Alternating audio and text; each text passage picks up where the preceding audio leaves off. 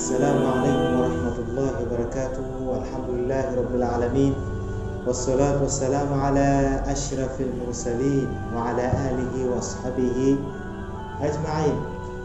Baada ya kumshukuru Mwenyezi Mungu Subhanahu wa Ta'ala na kumtakia rehma Mtume Muhammad sallallahu alaihi wasallama, mada yetu ya leo tutazungumzia kuhusiana na qati'ur rahimi, bimaana mtu ambaye anakata udugu.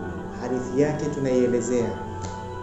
Qala Rasulullah sallallahu alayhi wasallama, amesema Mtume Muhammad rehma na amani ziwe juu yake, la yadkhulul jannata, hatoingia peponi, qati'ur rahimi, mtu ambaye anakata udugu, mtu ambaye anakata udugu, mawasiliano na ndugu zake.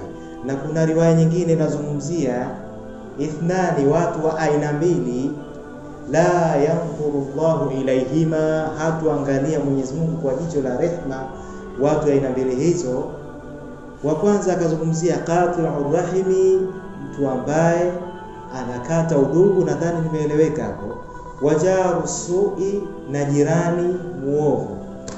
Wa ila huna yakfi. Wassalamu alaykum wa rahmatullahi wa barakatuh.